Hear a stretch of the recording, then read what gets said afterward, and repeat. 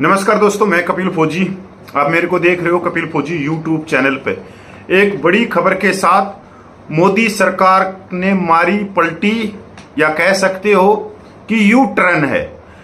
आप लोगों ने सोशल मीडिया अखबारों में बड़े बड़े अक्षरों में देखा होगा और पिछले कई दिन से खबर चल रही है कि अग्निपथ अग्नि योजना में हो सकता है बड़ा बदलाव, या केंद्र सरकार इस स्कीम को वापस ले सकती है। पर केंद्र सरकार ने कल रात को सामने आते हुए जो ये खबरें चल रही थी, इनके ऊपर एक तरह से विराम लगा दिया और बाहर आके केंद्र सरकार ने कहा कि ये जितनी खबरें चल रही हैं ये सब फर्जी हैं, फेक खबरें हैं। और इस सरकार ने पीआईबी जो एक्स है उसके ऊपर ट्विटर करके केंद्र सरकार की तरफ से इन सभी खबरों पे विराम लगा दिया। अब आते हैं बात की, भाई इसमें बदलाव होगा या नहीं होगा। देखो, बदलाव तो होगा इसमें, क्योंकि अग्निपथ की जो योजना लेके आई गई और उसके बारे में जो लोकसभा में, पूरे लोकसभा में बहुत चर्चित मुद्दा रहा। और अभी जो गठबंधन की सरकार है जिसमें भाई जेडीयू है और इधर से अपने साउथ से टीडीपी है, तो दोनों ही पार्टियों ने इस स्कीम में बदलाव की मांग की है। अब आने वाले समय में 22 जून से लोकसभा का सत्र शुरू होने वाला है, तो और बातें साफ होती आ जाएंगी।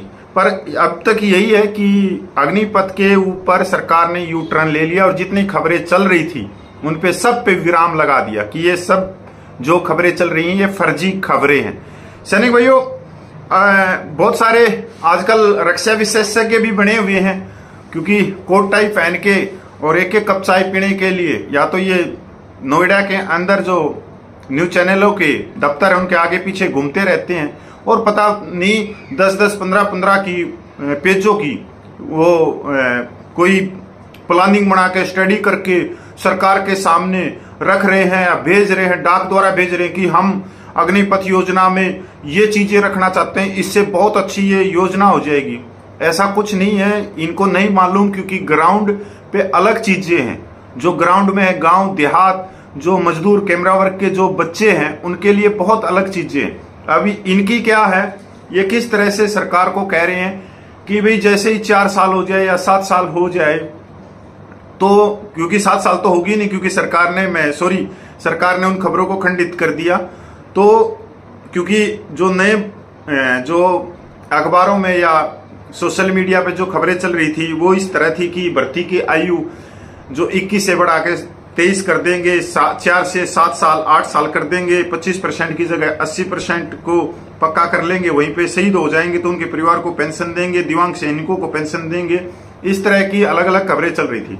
मैं आता हूं अपनी उसी बात पे वापिस जहां पे मैंने खत्म की थी कि इसके अंदर जो मैं देखता हूं कि इसके अंदर अगर इस स्कीम को, इस योजना को अगर सरकार अपनी नाक का सवाल बनाए हुए है तो कोई बात नहीं।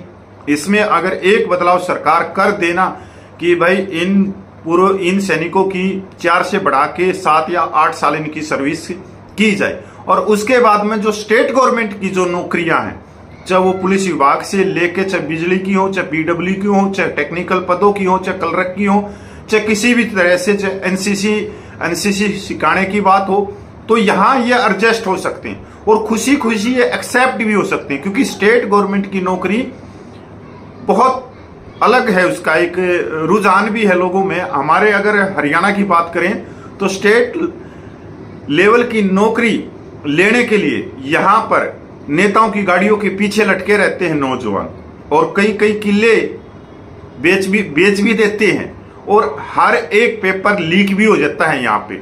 तो स्टेट गवर्नमेंट के अंदर ऐसे कानून बनाए जाएं कि भाई सबसे पहले अगर किसी को नौकरी दी जाएगी या सबसे फर्स्ट जिसको रिस्पॉन्स दिया जाएगा वो दिया जाएगा अग्निवीर को। तो सैनिक भाइयों, यही है इसके अंदर सबसे बड़ा बदलाव। भाइयों, बहुत सारे सैनिक भाई रिक्वेस्ट करते हैं कि हमारे को व्हाट्सएप ग्रुप में जोड़ दो, जहां से हमारे को भी छोटी मोटी न्यूजें मिलती रहें। तो आप मेरे डिस्क्रिप्शन में जा सकते हैं, वहां पर व्हाट्सएप ग्रुप का लिंक है, आप उस पर क्लिक करोगे और ऊपर से उसको फॉलो कर लोगे तो आप उस ग्रुप में जुड़ जाओगे। जय हिंद, वंदे मातरम, जय भारत।